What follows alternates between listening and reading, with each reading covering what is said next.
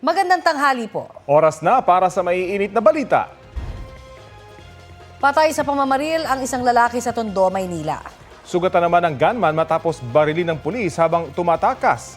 Balita hatid ni EJ Gomez. Duguan at wala ng buhay ang isang lalaking nakitang nakahandusay sa kalsada sa Gagalangin, Tondo, Maynila pasado 2:00 ng madaling araw. Ayon sa pulisya, ang 32 anyos na biktimang sakay ng motorsiklo pinagbabaril ng riding in tandem sa bahagi ng Cavite Street. Sa ulo, tinamaan ng biktima. 40 caliber na baril ang ginamit ng sospek ayon sa pulisya. Nagkalat sa crime scene ang ilang basyo ng bala. Yung narinig ko yung unang putok ng baril, pagtingin ko may nakabulagtana na motor, nakabagsak na yung biktima, di ba? Bumaba pa siya, binaril pa niya ng 3 beses pa yata. Tapos, pinagbabaril pa niya. Isang rumorondang pulis din daw ang nakasaksi sa pamamaril at agad rumisponde. Sa kuha ng CCTV, kita ang papatakas na riding in tandem. Tumatakbo ang gunman na pasakay sana sa motorsiklo. Pero bumagsak siya matapos barili ng pulis. Nakatakas ang kasama niyang rider. Nagtamo ng mga tama ng bala ng baril ang gunman sa likod at balikat ayon sa pulisya. Isinugod sa ospital ang sugatang gunman. Kwento ng kaanak ng biktima, nalaman nila ang nangyari ng puntahan at gisingin sila ng kaibigan nito 2:30 kanina. Tas ang pagkakasabi po, kung kuya mo bulag na gumana na lang, nabaril sa ulo. Hanggang sa nadatnang ko po ganyan na po. Dead on the spot. Siyempre po mahirap kasi siya lang din naman ang katulong ng nanay ko. Meron din po kasi siyang nauli lang 2 anak, 2 pamangkin. Nakulong daw ang biktima dahil sa illegal na droga noong 2023 at nakalaya noong October 2025. Posibleng may kaugnayan din daw sa illegal na droga ang pagbaril sa kanya ayon sa kanyang kaanak. Paglabas niya po kasi ang usapan po namin is magbabago na siya. Posible pong ma'am, na sa dating mga kakasama niya about sa drugs, may sigurong dating anitan. Yung biktima, hindi taga rito, taga Barangay 155 dito sa may Rahabago. Tapos yung suspect hindi rin taga rito. First time lang dito nangyari ang ganyan. Itong lugar namin medyo tahimik talaga. EJ Gomez, nagbabalita para sa GMA Integrated News.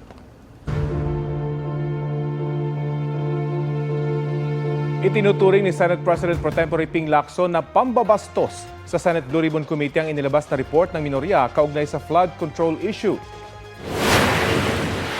Wala naman sa rules yan eh. Hindi ko alam kung bakit nagkakaroon ng minority report. Pinadala niya sa Blue Ribbon, anong gagawin ko doon? Alam mo, how would they expect na irerespeto ko yung kanilang minority report, even as a reference? Kung yung minority report mismo symbolizes nagsisimbolize ng disrespect yun sa committee. Sabi ni Lacson, walang silbi ang minority report dahil wala naman ito sa Senate rules. Kung may gusto raw ang minorya, idahan ito sa amendments kapag nagdebate na ang mga senador oras na inilabas na ang committee report ng Blue Ribbon Committee. Batay sa dokumento, December 10 nang isumiti ito ng minorya sa tanggapan ng Senate President Tito Soto. Si Soto ang nagpadala ng report kay Lacson dahil hindi raw dapat ito sa kanya. Batay sa report na inilabas ng minorya ng Senado, si dating House Speaker Martin Romualdez umano ang malinaw na may pananagutan sa nangyaring issue sa flood control project. Paliwanag po ng minority senators, inilabas nila ang report dahil nakukulangan sila sa mga pagdinig ng Blue Ribbon Committee. Balitang hatid ni Mav Gonzalez. Ito ang pinansagang minority report ng Senate Minority Bloc ukol sa flood control scandal. Malinaw na nakaturo raw kay dating House Speaker Martin Romualdez ang pananagutan base sa ilang nagsalita sa mga hearing ng Blue Ribbon Committee. Yung arrows kasi, base sa nagtuturo sa kanya at mababasa niyo sa kanilang mga testimonies, individual. Talagang, for example, Gutesa, tinuro si Saldico and Martin Romualdez. Si Diskaya, nabanggit din ang pangalan ni Martin Romualdez. At yung mga iba, si Alcantara, si Bryce Hernandez, pinagtuturo kung sino-sino. At papunta lahat sa direksyon ni Martin Romualdez. Sinusubukan pa ng GMA Integrated News na makuha ang panig ni Romualdez. Base sa 576-page report, ang iba pang nadiin sa mga pagdinig, kabilang sina dating Congressman Zaldico, dating Senador Bong Revilla, Senador Joel Villanueva, dating DPWH Secretary Manny Bonoan at 17 kongresista ay maaari nilang kasuhan kung mapatunayang nagkasala sila. Wala raw sapat na ebidensya para kasuhan sina Senador Chis Escudero, Jinggoy Estrada at dating Senador at ngayon Makati City Mayor Nancy Binay. Sinusubukan pa namin kunin ang panig ng lahat ng nabanggit. At nang tanungin kung sino ang pinakamataas na opisyal na panukala nilang kasuhan, Merong question mark may nga sa question makikita nyo rito yung pirmado ng 6 sa 9 na minority senators ang report na isinumite sa Office of the Senate President tung December 10 dahil dismayado nila sila sa investigasyon ng Senate Blue Ribbon Committee noon. Dismayado raw sina Marcos at si Marcoleta sa naging takbo ng pagdinig. Hindi raw na-maximize ang paghaharap ni na dating DPWH Yusek Roberto Bernardo na siyang nagturo kina dating DPWH Secretary Manny Bonoan at dating DepEd Yusek Trijiv Olivar. Hindi raw masyado nabigyang pansin ang Cabral Files. Pare-pareho lang. Sila na rin ang sumasagot para sa dalawang kasambahay. Wala rin na bunyag. Ayaw ko sanang magsalita ng makakasakit o makaka-offend sa aking mga kasamahan. Pero yun naman ang nakikita ng mga Pilipino. Nakikita naman natin na parang wala namang pagtutuunan nito. Imbes na yung mga may kasalanan ay ang matakot. Ang mga nag-iingay pa ang sinisindak. Parang baliktad na eh. sinabi ng DPWH, this is a public document. So sabi ko, how do you validate that? How do you authenticate that? Alam niyo sinabi niya? Tinuro ang ombudsman. Turuan na eh. Hindi naman mandate ng ombudsman silang kinakailangan daw ma-forensic. The law does not require a forensic. Ikumpara mo lang. It can be considered, it will be equivalent to the best evidence rule. Sabi ni Senate President Tito Soto, pinadala nila sa Blue Ribbon Committee ang report dahil hindi naman talaga ito dapat sa opisina niya pinadala. It has been submitted to my office, then it's unofficial. Kasi dapat magsasubmit ang minority report sa pagkatapos ng committee report, isasubmit yun doon sa Bills and Index, hindi sa akin. Ano ba, tatagal na nilang veterano, di ba? Ang tatagal na nilang legislator, Bakit sa Senate President's Office ipapadala? Pang-media. Ano silbi nun Even a majority report, kahit anong Blue Ribbon Committee report yan, unless tinake up sa plenary, ay wala yan. It's simply a piece of paper. Sagot naman ni Soto sa pagkadismaya ng ilang minority senators sa pagdinig. Kanya-kanyang opinion You are entitled to your own opinion. Opinion ng iba, okay lang sapagkat nabuksan. Okay, di ba? Ngayon, merong mga mga nabitawan na pwedeng i-follow up in the next hearing. Kulang na oras Umattend sila sa susunod para yung mga kulang, mapunoan nila. Mav Gonzalez, nagbabalita para sa GMA Integrated News. Tuloy-tuloy ang paghina ng Bagyong Ada. Namataan ng pag-asa ang bagyo mahigit 1,000 kilometro silangan ng Central Luzon. Taglay nito ang lakas ng hangin na aabot sa 55 kilometers per hour. Sa pinakahuling datos ng pag-asa, tuloy ang hihina bilang low pressure area ang Bagyong Ada sa mga susunod na oras dahil sa hanging amihan at malulusaw kalaunan. Wala ng epekto sa bansa ang Bagyong Ada. Hanging amihan ang nakaapekto at magpapaulan sa ilang lugar, partikular sa Luzon. Mga local thunderstorm naman ang aasahan sa Visayas at sa Mindanao. Unti-unti namang lumalapit sa Philippine Area of Responsibility ang binabantayang low pressure area. Namata niyan mahigit 2,000 kilometro silangan ng southeastern Mindanao. Sa ngayon, bumaba ang posibilidad na pumasok ang nasabing LPA sa PAR at mababa rin ang tsansa nitong maging bagyo.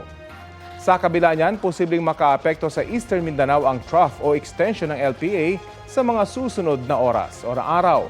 Naitala ngayong Miyerkules sa Baguio City ang 13.2 degrees Celsius na pinakamalamig na temperatura habang 22.9 degrees Celsius dito sa Quezon City. Ito ang GMA Regional TV News. Mainit na balita mula sa Luzon, hatid ng GMA Regional TV. Hulikam sa Baguio City ang pagsemplang ng isang motorsiklo. Chris, kamusta yung mga sakay ng motorsiklo? Connie, sugatan ang rider at kanyang angkas. Binabagtas ng sasakyang may dashcam video ang kahabaan ng Loacan Road nitong Sabado ng gabi. Pagdating sa pakurbang bahagi, biglang nag-overtake ang isang motorsiklo. Nawala ng kontrol ang rider hanggang sa sumemplang sila ng kanyang angkas. Agad namang nakatayo ang dalawa at paika-ikang gumilid sa kalsada. Paalala ng pulisya, magdoble ingat sa pagmamaneho at sumunod sa mga batas trapiko. Nahulikam naman ang pagdaan ng hininalang Long March 12 rocket ng China sa airspace ng Palawan. Sa video na inilabas ng Western Naval Command, kita ang umano'y rocket na nag-iwan ng smoke trail sa langit. Humigit kumulang 10 minuto lang yan matapos ilunsad ng China ang rocket nitong Lunes ng hapon. Ayon sa Philippine Space Agency, malapit sa Puerto Princesa at sa Tubataha Reef ang natukoy na drop zone o kung saan babagsak ang rocket at debris nito. Abiso ng ahensya, ipagbigay alam sa otoridad kung may makitang debris at huwag itong hawakan o lapitan dahil posibleng may toxic substance ito.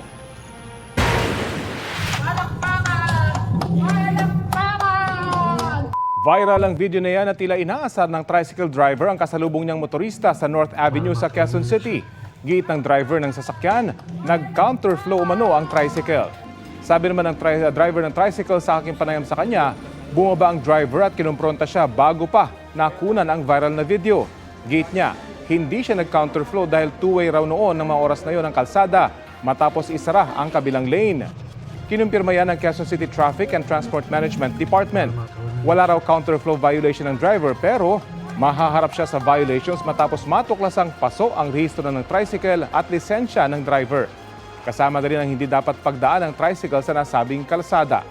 Pinagpapaliwanag ng Land Transportation Office ang may-ari ng tricycle at driver nito. Handa naman daw humarap ang driver at kanyang ama na may-ari ng tricycle sa LTO. Wala namang pahayag ang driver ng sasakyang may kuha sa video.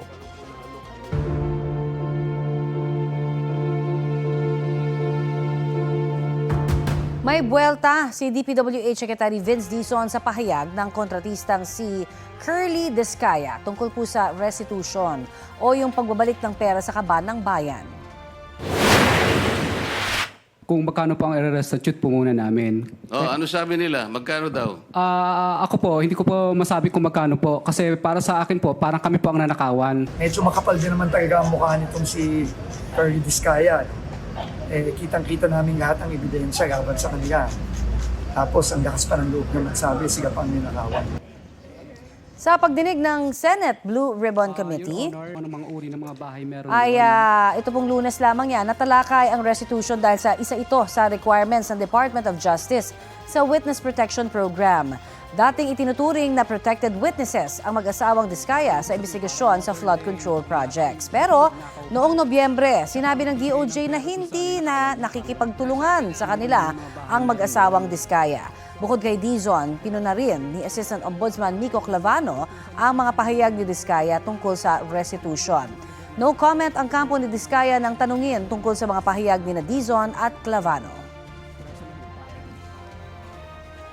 Walang special treatment. Ito ang tiniyak ni DILG Secretary John Vic Rimulya sa pagkakakulong ng kanyang kaibigan at kaalyado sa politika na si dating Senador Bong Revilla, kaugnay sa umano'y Ghost Flood Control Project sa Pandi, Bulacan. Inilipat muna sa New Quezon City Jail sa Payata si Revilla habang hinihintay ang desisyon ng korte sa apelo niyang manatili sa kustodiya ng PNP. Balitang hatid ni June Veneracion. Si DILG Secretary John Vic Rimulya mismo ang naghatid kay dating Senador Bong Revilla sa Sandigan Bayan. Ito ay para iharap si Revilla sa korte o yung tinatawag na return of warrant.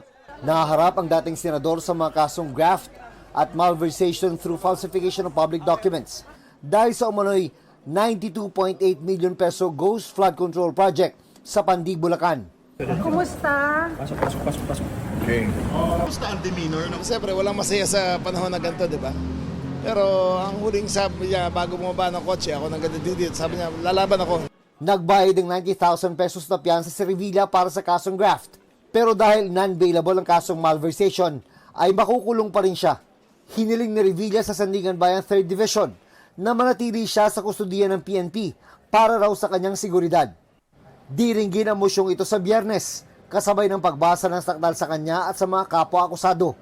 Iniutos muna ng korte na ikulong si Revilla sa New Quezon City Jail Male Dormitory sa Payatas. Kaya mula Sandigan Bayan, ibinyahe agad si Revilla sa kanyang kulungan. Sa loob ng City Jail, kinunan si Revilla ng mugshot at idinaan sa booking procedures. Binigyan din siya ng dilaw ng uniforme ng mga PDL o Persons Deprived of Liberty. 47 square meters ang laki ng magiging kulungan ni Revilla. May 5 itong bunk beds na kasya hanggang 10 PDLs. May sarili ring palikuran at hiwalay na shower pero hanggang dibdib lang ang dingding para sa seguridad. Pagtitiyak ng Bureau of Jail Management and Penology o BJMP, walang special treatment na ibibigay sa dating senador. Commitment ng BJMP yan na walang VIP treatment na mangyayari kahit kanino man hong PDL yan. Talaga hong nasa policy namin na bawal ho talaga yan. Kung may mapapatunayan na gagawa niyan, kakasuhan ho natin at mananagot. Gaya ng ibang PDL, 100 piso lang kada araw ang allowance si Revilla sa pagkain. Bawal din ang sariling cellphone, laptop o anumang gadget sa loob. Kung may online hearing, may papahiram daw na gadget ang BJMP. Susundin din daw ni Revilla ang oras ng dalaw tuwing Martes hanggang Linggo. Pero bago raw ihalo si Revilla sa mga nakakulong dito, inisasailalim muna siya sa medical quarantine na pwedeng umabot ng 7 araw. After our assessment, titingnan po natin. But definitely hindi pwede mag-isa sa isang selda. May mga kasama ho siya. Bukod kay Revilla, sa Quezon City Jail din iniutos sa Sandigan Bayan na ikulong ang 4 iba pa niyang kapwa-akusado na sina dating DPWH Bulacan Engineers Bryce Hernandez, JP Mendoza at RJ Dumasig. Gayon din ang accountant na si Juanito Mendoza. Sa 7 ipinapaaresto ng Sandigan Bayan, si dating DPWH Bulacan 1st District Engineering Office, Engineer Emelita Huwat na lang ang hinahanap. Sa Benguet na aresto si DPWH Bulacan 1st DEO Cashier, Cristina Pineda. Pangalawang pagkakataon na ito na makulong ni Revilla dahil sa pagkakasangkot sa manoy katiwalian. Noong 2014, sa PNP Custodial Center sa Camp Crame ikinulong si Revilla nang badawit sa pork barrel scam. Hanggang sa makalaya noong 2018, matapos i-acquit ng Sandigan Bayan sa plunder at magbayad ng 480,000 na bail bond para sa pending graft cases niya noon. Taong 2021 ay na-acquit din si Revilla sa 16 counts ng graft. May kasaysayan ng alyansa ang pamilya Rimulya at Revilla sa Cavite. Katunayan, may panahong katiket ni John Vic Rimulya, ang anak ni Revilla na si Jolo, sa gubernatorial at vice-gubernatorial elections ng probinsya. We've been lifelong friends ever since the 1980s. Matagal na kami magkaibigan. But duty calls, there are no exceptions to the rule. Ang pag sinabi ng Sandigan to arrest him, I advise him to, ang best ko na magawa is advise him to surrender peacefully. Bagaman kaibigan niya si Revilla, pagdidiin ni Rimulya, I assure you, walang magiging special treatment doon. Naging bahagi naman ng Senate slate ni Pangulong Bongbong Marcos noong eleksyon 2025 si Revilla. Paggiit ng Malacanang, walang sasantuhin ng mga investigasyon kahit ng mga kaalyado nito. At syempre nagulat po siya dahil kaalyado niya po. Pero sabi nga niya po, makailang ulit sabihin niya, kahit nga po kaalyado, kung kailangan imbestigahan, dapat imbestigahan. Walang sinasanto. Kaalyado, kamag-anak, kaibigan, kung kinakailangan maimbestigahan, imbestigahan. Yan po ang utos ng Pangulo. Nanindigan din ng Malacanang sa pagsulong sa due process. June Veneracion nagbabalita para sa GMA Integrated News.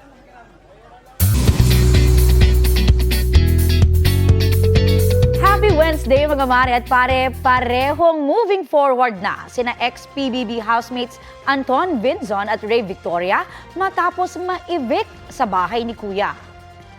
Sina Anton at Rave ang 4th set of evictees ng PBB Celebrity Collab Edition 2.0 at parehong nabigyan ng chance para sa wild card pero nabigo. Thankful sila sa overwhelming support sa outside world. Masaya sina Anton at Rave sa kanilang na-achieve sa bahay ni Kuya at sa mga friendship na nabuo roon. Binigyang diin nila ang importance ng communication para sumakses sa mga task. Si Rave as a newbie sa showbiz, blessed na nagkaroon ng new friends dahil sa PBB na pwede niyang hingan ng payo. Proud naman si Anton na nakakasabay sa kanila si Rave at aminadong may natutuhan din kay Rave. Ibinahagi rin nila kung ano ang isa sa mga learning nila sa PBB journey. Opo, pinag-uusapan po namin lahat ng boys po, lahat ng housemate na kapag may problema sa isa't isa, dapat pag-usapan namin. Huwag yung parang may middleman pa na, pre, tulungan mo naman ako. Dapat kausapin mo talaga yung taong yon at explain mo talaga. Nakatayo at tila seryosong nag-uusap sa labas ng silid-aralan ang dalawang estudyanteng yan sa isang pribadong eskwelahan sa Tagkawayan, Quezon. Papasok na sana sa loob ng classroom ang babae nang harangin siya ng kanyang kausap. Hinila siya ng lalaki at saka sinapak. Sinubukang awatin ng lalaki pero nasaktan niya ulit ang biktima. Kita ang pagpupumiglas ng estudyante nang siya'y hawakan ng isang guro at ng kapwa niya estudyante. Sa investigasyon ng pulisya, lumabas na ang paninirang puri ng lalaking estudyante ang sanhi ng away. Ayon sa pamunuan ng paaralan, itinatawag na ang mga sangkot sa insidente na isasailalim sa counseling. Bibigyan naman ng karampatang disciplinary action ang lalaki. Walang pahayag ang dalawang estudyante. Ito ang GMA Regional TV News. Balita sa Visayas at Mindanao mula sa GMA Regional TV. Pinaiimbestigahan ng mga kaanak ng isang babae sa Lapu-Lapu, Cebu ang kanyang pagkamatay. Cecil, bakit daw? Rafi, nakitaan kasi ang 38 anyos na babae ng mga pasa at sugat sa iba't ibang bahagi ng katawan. Kwento ng kapatid ng babae, tumawag ang live-in partner ng kapatid niya para sabihing namatay sa atake sa puso ang babae. Pero napag-alaman din daw nila sa mga kaibigan at kapitbahay na sinasaktan umano ng live-in partner ang babae kapag hindi raw nakakapagbigay ng pera. Itinanggi naman ng live-in partner na pinatay niya ang babae. Itinuturing siyang person of interest ng pulisya habang hinihintay pa ang resulta ng autopsy. Tumaob ang isang bangka sa dagat na sakop ng Simunul, Tawi-Tawi. Sa video, makikitang nagpanik ang ilan sa 50 sakay nito na gustong makapunta sa likurang bahagi ng ML City North. Nagkabutas pala ang harapang bahagi nito dahil sa malalakas na hampas ng mga alon.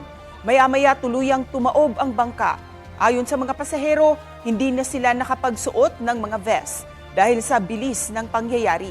Dumating naman ang mga taga-Coast Guard, iba pang ahensya at lokal na pamahalaan para saklolohan sila. Nailigtas ang lahat ng sakay ng barko.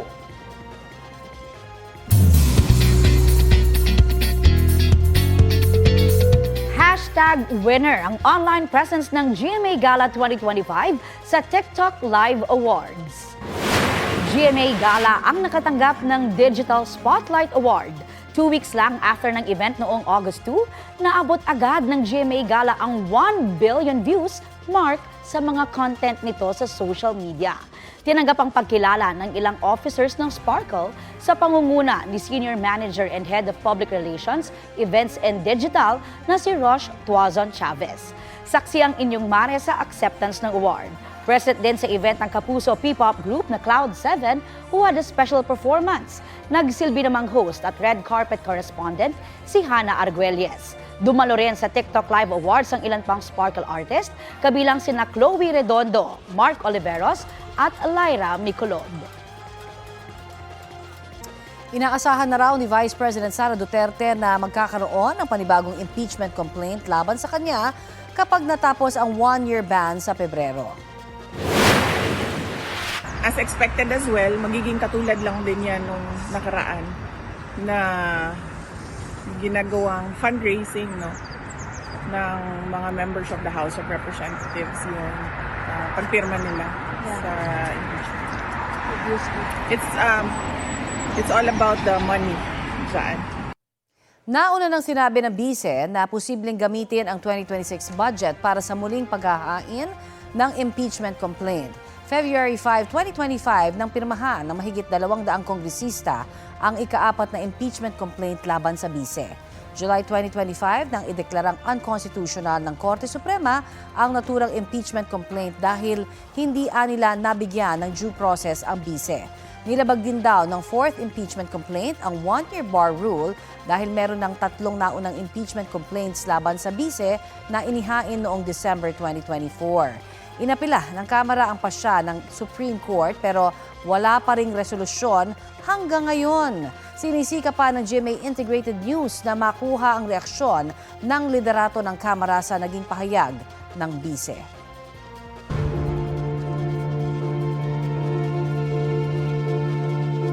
Hanggang Lunes, January 26, ang ibinigay ng Department of Justice kay Senador Joel Villanueva na maghain ng kontrasalaysay para sa reklamong malversation kaugnay po sa umano'y ghost project sa Bulacan. Ayon kay DOJ spokesperson Polo Martinez, kahapon ang preliminary investigation sa reklamo pero hindi nakapagsumite si Villanueva ng counter affidavit. Sa kabuuan, 3 reklamong malversation ang hinaharap ni Villanueva. May reklamong graft din laban kay Villanueva dahil sa pagkubra umano ng kickback sa isa pang proyekto. Dati nang itinanggi ni Villanueva na nakinabang siya sa questionableng flood control projects. Nahaharap sa patong-patong na reklamong cyber libel si Cavite 4th District Representative Kiko Barzaga. Kaninang umaga, naghain si Manila 2nd District Representative Rolando Valeriano ng reklamong cyber libel laban kay Barzaga. Kaugnayan sa post online ni Barzaga na tumanggap umano ng suhol ang mga kongresistang bahagi ng National Unity Party mula sa isang negosyante bago mag-eleksyon 2025, kapalit ng pagsuporta kay dating House Speaker Martin Romualdez. Sabi ni Valeriano, hindi political commentary ang mga pag-aakusa ng walang basihan. Kahapon naman naghain ng reklamo laban kay Barzaga si House Deputy Speaker Ronaldo Puno. Kabilang din dyan ang akusasyon ni Barzaga laban sa mga kongresista ng NUP. Pati ang anyay pagtawag ni Barzaga kay Puno na magnanakaw at incompetent. Sagot ni Barzaga, haharapin niya si Puno sa korte. Susubukan pa namin siyang kunan ng pahayag kaugnay sa reklamong isinampa ni Valeriano ngayong umaga. Eto na ang mabibilis na balita. 57 pamilya ang nasunugan sa barangay NBBS proper sa Navotas pasado alas 10 ng gabi kagabi. Ayon sa mga otoridad, gawa sa light materials at dikit-dikit ang mga bahay kaya mabilis kumalat ang apoy. Napula ang apoy bago mag alas 11 ng gabi. Walang naitalang nasaktan o nasawi sa insidente. Nananatili ang mga nasunugan sa isang paralang nagsisilbing evacuation center. Sa Pandan, Catanduanes, sugatan sa pamamaril ang isang detainee na nagtangkang tumakas. Ayon sa pulisya, papunta sana sa Office of the Provincial Prosecutor sa bayan ng Dirac ang detainee para sa preliminary investigation sa reklamong may kinalaman sa droga. Bigla raw hinablot ng detainee ang bag ng isang pulis at tumakbo palayo. Nabaril sa tuhod ang detainee habang hinahabol ng pulis. Dinala ang detainee sa ospital matapos siyang mahuli. Mahaharap sa karagdagang reklamong resistance and disobedience to a person in authority ang detainee. Iniimbestigahan din ng pulis na bumaril. Wala silang pahayag. Sa kuha ng CCTV sa Bangkok, Thailand, dumapit ang monghe na yan sa iba pang monghe. Nagpapatulong pala siya para maalis ang nakapulupot na sawa sa kanyang katawan. Natumba ang monghe at nawala ng malay matapos humigpit ang pagkakalingkis ng sawa sa kanyang lieg. Sumaklolo ang mga kasamahan para maialis ang sawa. Rumisponde ang medic sa monghe na walang malay at sugatan bago siya dinala sa ospital. Kwento ng monghe, sinubukan niyang kunin ang sawa na nakita mula sa bakod ng templo. Pero bigla siya nitong kinagat at nagsimulang pumulupot sa kanya. Hinuli ng rescue volunteers ang sawa at pinakawalan sa gubat. Nagpapagaling na ang monghe. Kaugnay sa binansagang Senate Minority Report tungkol sa investigasyon sa flood control projects, kausapin natin sa Senate Blue Ribbon Committee Chairperson, Senator Panfilo Ping Lacson. Magandang umaga at welcome po sa Balitang Hali. Rafi, magandang umaga. Kay Connie rin, magandang umaga. Opo. Binasa niyo po ba yung Minority Report at may maitutulong ba ito sa magiging committee report ninyo? Wala, hindi ko binabasa. Alam mo, Rafi, respect begets respect. Paano ko re-respetuhin ang isang dokumento na nagsisimbolize ng disrespect toward the committee at saka sa entire Senate as an institution? Kasi wala sa rules namin eh. Yun nga, paki-elaborate nga po, bakit po itong pababastos on your end? Bakit nila i-preempt? Ang tamang procedure, mag-route ng committee report, isa lang ang Blue Ribbon Committee na may 70 members, hindi 9. Plus 3 ex officio, so bali 20. So ang signatures na kailangan dyan, at least 11, para ito ma-report out sa floor. Pag nasa floor, i-report out ko, magkakanong interpellation, at pagkatapos papasok yung period of amendment, at doon sila mag-amend kung anong gusto lang input o isama doon sa final committee report na i-adapt sa plenaryo. Matagal na silang mga legislators, maski sa House, ganyan din naman ang procedure na sinusunod. Bakit hindi nila sundin? Bakit kailang pangunahan nila yung nag-iisang Blue Ribbon Committee? Ulitin ko, isa lang ang Blue Ribbon Committee sa Senado at ito'y mayroong 17 miyembro, hindi siyam. So yon pinangunahan po yung hindi pa inilalabas na committee report. Pero tama po ba na pwede rin sila mag-submit ng dissenting committee report? Wala rin sa rules yun. Pero pwede lang gawin yon para ma-incorporate. Pero dapat i-take up yun sa plenaryo. Sa tamang panahon, at the proper time, they can always introduce amendments. Kung gusto nila i-amend na gusto nila sabihin nila isangkot. Pagdidebatehan namin yun, kung tatanggapin nyo ng mayorya, kasi pagbobotohan niya, each and every individual amendment, pinagbobotohan sa plenary. At kung manalo yung kanilang inintroduce na amendment, magiging part yun ng committee report, yung final. May balak po ba kayong kausapin pa si Senator Amy Marcos o Senator Marcoleta patungkol po dito? Wala, hindi lang ako kinakausap Media kinakausap nila, ba't ko naman sila kakausapin? Lumalabas po kasi pareho lang kayo halos na pinagbabasehan kaya lang magkaiba o at least doon sa punto nila, meron na silang pinapatunguhan pero sa inyo, hinihintay pa nga kung ano yung magiging resulta ng inyong ilalabas na report. Merong proper time for that. Mag-introduce sila ng amendment after na makipagdebate sila sa plenaryo. Hindi yung ganito pamamaraan ang ginagawa nila. Opo. Wala sa lugar, wala sa hulog. Doon po sa muling pagbubukas ng Senate Blue Ribbon Committee ay may nabanggit ho kayo shut the F up. Sino po yung pinatutungkulan nyo rito? Yung mga nagkikriticize ng wala sa lugar, yung wala sa katwiran. Okay lang naman mag-criticize pero ilagay sa ayos. Yung constructive, hindi yung para manira lamang. Yun ang pinatutungkulan ko. Walang particular na person. Kung if they feel alluded to, then so be it. Nabanggit niyo po hindi niya nabasa yung may committee report or yung report na nilabas nila. Pero dito po may pinapatungkulan sila na si Congressman Martin Romualdez daw po yung may pananagutan doon sa flood control scandal. Ano pong tugon niyo rito? Mako-consider ng komite sa committee report yung testimonya ni Gutesa dahil iyon ay sinumpaan niya naman sa harap ng Blue Ribbon Committee. Hindi ko alam kung ano pa yung magiging evidentiary value noon kasi hindi naman siya humarap sa DOJ at saka sa Ombudsman. But as far as the committee, okay yon kasi sinumpaan niya sa harap ng committee. So, isasama yun. Kaya lang, siyempre, sasabihin din natin na walang backup na ebidensya, dokumentaryo man o testimonya ng iba para susugan yung kanyang testimonya. Ngayon, ito naman sa usapin ng Golden Peasant, at least meron nga yung lead. Kasi alam mo, in-identify positively nung dalawang staffers noong tenant ng dating may-ari, si Mr. Rico Ocampo. Kasi ang dating may-ari niyan, si Doris Ho, Magsaysay Ho, no? Binenta niya doon sa Golden Peasant na ang majority stockholder, talagang majority, parang 99% yata yung nakita ko, a certain Jose Raulito Paras. Si Attorney Paras, siya nakaupo sa tatlong, as board member, sa at least tatlong kumpanya ni dating Speaker Romualdez na nakaugnay, hindi ko sasabing kumpanya. Pero maliwanag na ito, halos public knowledge naman, na pagmamayari ni dating Speaker. Ngayon, dokumento against dokumento ito. Nung in-identify si Diskaya, dininay niya. Pero under the Philippine jurisprudence, sa rule on evidence, mas matimbang yung positive identification kaysa sa denial. Established na yan. Established jurisprudence. So, si Diskaya can deny all he wants, pero the mere fact na positively na-identify siya ng dalawa, na siyang nagpapaalis sa kanila doon sa property na iugnay kay former Speaker, says a lot. And this could, at the very least, give a lead to the fact-finding team ng Ombudsman, halimbawa, if they want to pursue. So yun ang binabanggit niyo pong link nitong si dating Speaker Romualdez at ng Golden Pheasant, yung nakaupo doon sa board. Pero ang committee po ba, may effort pa para talagang patibayan pa yung link na ito or mag-imbestiga pa further para talagang mapatunayan talaga yung pag-aari nitong bahay na ito?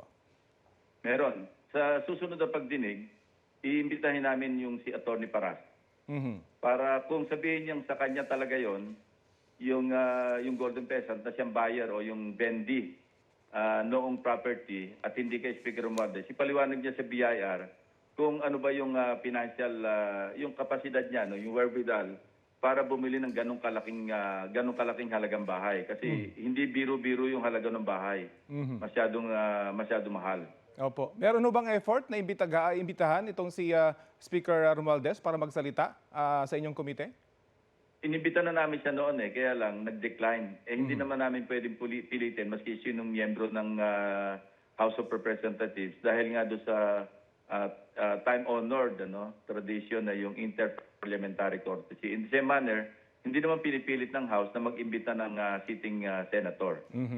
Mapunta naman po tayo sa Cabral Files. Sinabi nyo na may 5 cabinet secretaries na nababanggit dito po sa Cabral Files. Sino-sino po ang mga ito? Hindi ko masasabi kasi nga ino-authenticate pa yan ng DPWH. Pinapa-authenticate namin yung tinatawag na Cabral Files.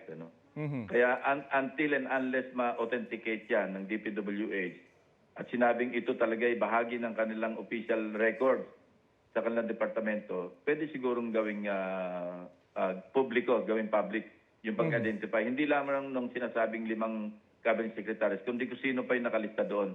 Pero alam mo, Rafi, yung sinasabi Cabral Files na allocables, unless ang motibo para magkaroon ng allocables ay kumuha ng kickback, di ba? Yun, talagang listahan lang yun. Kasi sa net yun masasama Ang analogy ko nga dyan, kung ang motibo mo makakuha ng commission o feedback, kaya ka merong allocable, mayan tulad ito sa at the very least, planned robbery. Pero kung wala naman at ang pakay mo magbigay ng proyekto sa iyong distrito, sa mga constituents, walang problema doon. There's no problem at all. Kasi talagang katungkulan din naman ng mababatas sa oversight na yung nakaligtaan sa net, punuan sa pamamagitan ng mga amendment. Ang sinasabi naman po ni Congressman Leviste, 99% ng mga nasa listahan ay napunta sa GAA. Gaano ho ba kasignificant ito? Hindi ko masabing, hindi ko ma-confirm yon.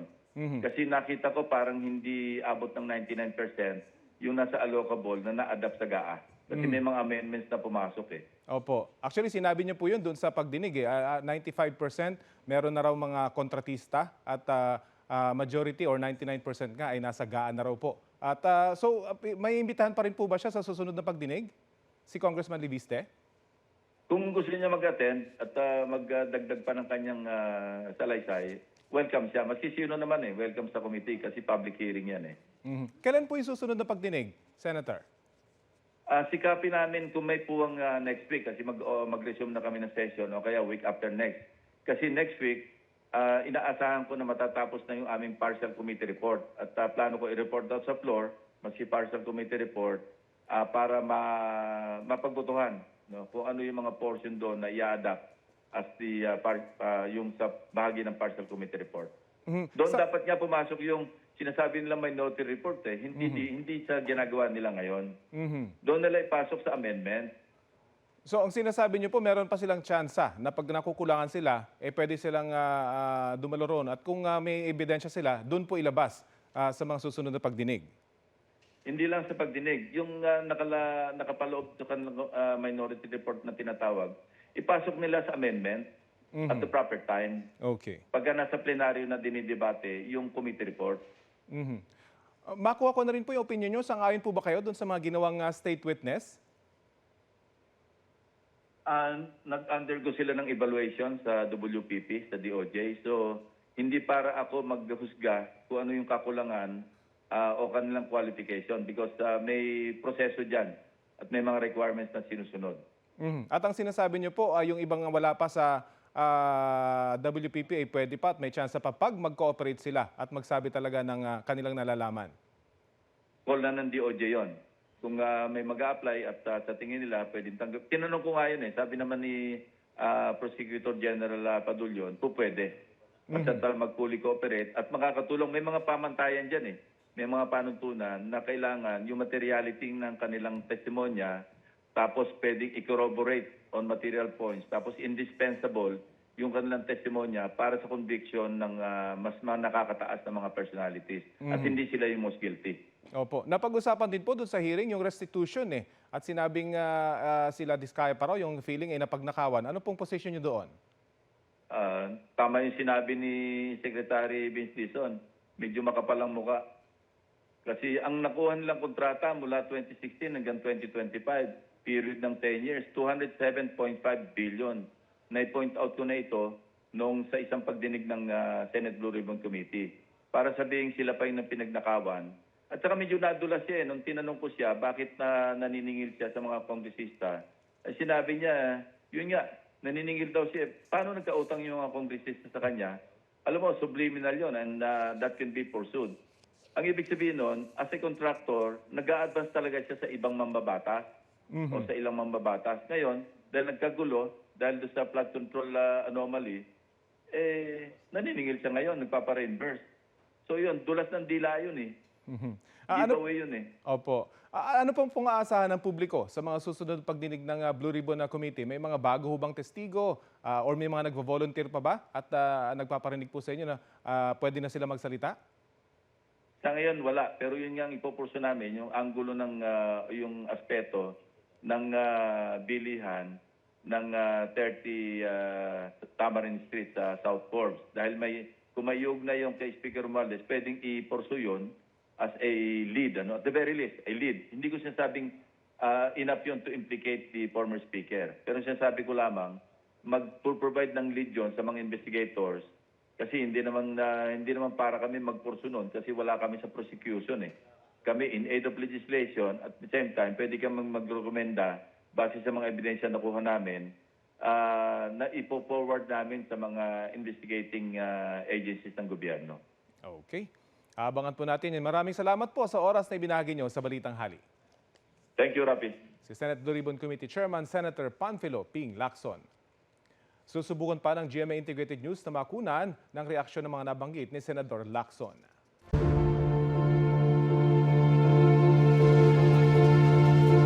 Kaugnay sa nagpapatuloy na investigasyon sa maanumalyang flood control projects at iba pang mahahalagang issue, kausapin po natin si DPWH Secretary Vince Dizon. Magandang umaga at welcome po sa Balitang Hali. Si Connie Season po ito. Magandang tanghali, Connie. Ano na po ang plano ninyo doon sa sinasabing wrong coordinates umano na sinabi po ni former DPWH Secretary Manny Bonoan? Alam nyo, kailangan talagang ayusin yung sistema. Kasi dapat hindi nagkakamali yan. No? Kasi kaya ka nga nagagagay ng IT system para masiguro na yan hindi pwedeng dayain, hindi pwedeng manipulahin. So yun po ang ginagawa natin ngayon. Pero at the same time, tinitignan din natin kung ano ba yung mga pagkakamali. At pagkakamali ba talaga yan na sinadya? O pagkakamali yan na honest mistake? And yung mga project ba na yan na hindi mahanap dahil mali yung coordinate, nandyan ba talaga o wala? So, yan po ay ginagawa ngayon ni General June Asurin at ni Undersecretary Ato Bisnar kasama ng iba't iba pang ahensya ng gobyerno, kasama na ang PNP, ang NBI, ang AFP. So, pero kailangan ayusin na yung sistema yan. Kasi hindi na pwedeng maulit yung ganyan na nagtuturoan kung sino nagkamali at kung mali nga ba o hindi yung mga binigay ng mga coordinates. Medyo matatagalan ho siguro yan, sir? Dahil ang pinag-uusapan ho natin dito ay daan-daan. May Tama mga po. nadagdag pa ba doon sa sinasabing 400 plus? O nabawasan ho ba yun as far as yung initial report po ang naibigay sa inyo ngayon?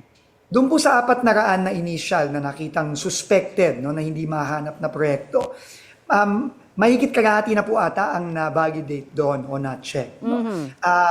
Pero tingin ko po, dadami pa po yan kasi kasi libu-libu po ang proyekto ng DPWH, lalo na kung titignan natin yung mga nakaraang 10 taon. So tuloy-tuloy lang po tayo dito.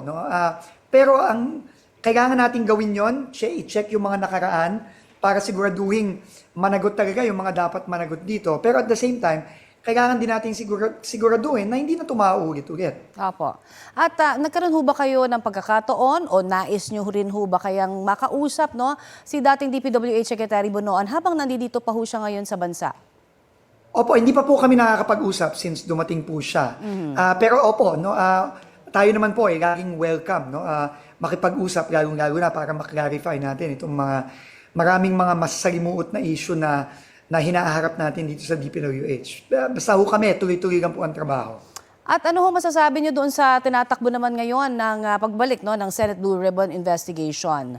May mga inilabas din ho na report ng Senate minority na nagtuturo naman kay Congressman Martin Romualdez daw na dapat talagang pinaka mapanagot. Importante po ang tuloy-tuloy na investigasyon ng Blue Ribbon sa pamumuno ni Senator Ping Lacson. Kasi dito po talaga nakikita natin na lumalabas ang mga iba't ibang mga bagay na hindi pa natin nakikita tulad nung hearing nung nakaraan. At para ho sa Pangulo, para sa amin po sa DPWH, paulit-ulit lang naman po ang sinasabi ni PBBM na kung saan po patungo ang ebidensya, doon po tayo pupunta kahit na sino po ang tatamaan. Okay. At reaksyon niyo ho na nagulat daw si Pangulong Bongbong Marcos na kabilang si dating Senador Bong Revilla sa maaresto kaugnay po dito sa maanumalyang flood control project. Sabi po ng dating senador wala daw naging due process. Kukunin lang ho namin yung pagkakataon para magkaroon ng reaksyon sa inyo. Yung due process po, tingin ko nandyan po lagi yan. At may tiwala po tayo sa ating ombudsman, sa ating prosecution, may tiwala din po tayo sa Sandigan Bayan, na lahat po ng akusado at na-file ng kaso at ngayon naaresto, dadaan yan sa tamang proseso. Pero po, pauulitin ko po ang paulit-ulit din sinasabi ng ating Pangulo na kung saan po ang ebidensya, kahit na sino po, kahit kaalyado, kamag-anak, kaibigan, yan po kailangan humarap sa hustisya. At ang hustisya naman po may kasamang proseso yan. At tingin ko po yan po lahat sinusunod ng ating ombudsman at ang ating DOJ. At maitanong na rin ho namin, sabi ho kasi ni Representative Leviste sa press con niya, ngayon lamang ay pinapakita niya yung anyay lahat ng nakuha niyang Cabral files. May mga nakatag na OP. Ano ho daw kaya ang ibig sabihin ng OP na yon? Meron ho ba kayo idea? Alam niyo po, yung pong mga files na ginagabas ngayon, tingin ko, ang importante pong maintindihan ng mga kababayan natin na lahat po yan ay subject na ng ongoing investigation. At ang dapat pong talagang bumusisi niyan ay yung mga nag-iimbestiga sa pamumuno na po ng ating ombudsman. Kaya nga po nung December 2020 to December 22 last year, tinurnover na po natin hindi lang yung mga hard copy ng mga files, kung hindi pati yung computer mismo. At kahapon po nagkausap po kami ni Ombudsman Boying Remulla at sisimulan na po nila ang tinatawag nilang forensic analysis ng mga computer ng yumaong dating Undersecretary Cathy Cabral. At siguro po pabayaan natin ang ating mga ahensyang nakakaintindi nito para ma-check talaga kung ano ba talaga ang laman ng mga files at kung ano ang ibig sabihin ng mga ito. Alright. Marami pong salamat sa inyo pong oras na ibinahagi sa amin dito sa Balitang Hali, sir. Salamat, Connie. Magandang tanghali po. Yan po naman si DPWH Secretary Vince Dizon.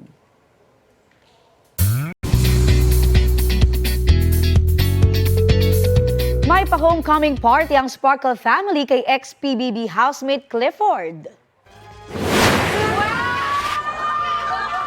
Pinangunahan niya ni Sparkle First Vice President Joy Marcelo. All-out support ang Sparkle family sa PBB journey ni Clifford. Nagkaroon din siya ng opportunity na maka-meet and greet ang fans.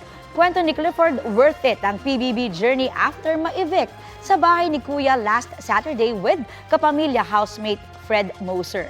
Sana raw nakapagbigay rin siya ng inspirasyon sa kanyang pananatili sa bahay ni Kuya.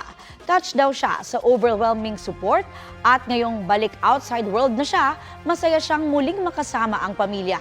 Ang tanong, may regret ba siya sa mga hindi nagawa sa loob ng bahay ni Kuya? Wala po talaga akong regrets. Like as in, sobrang happy ako sa naging journey ko sa loob ng bahay ni Kuya. I believe naman na naipakita ko rin kung sino talaga ako. Kasi going in, yun po talaga yung isa sa mga goal ko na I can show people na may personality ako, na may humor din ako.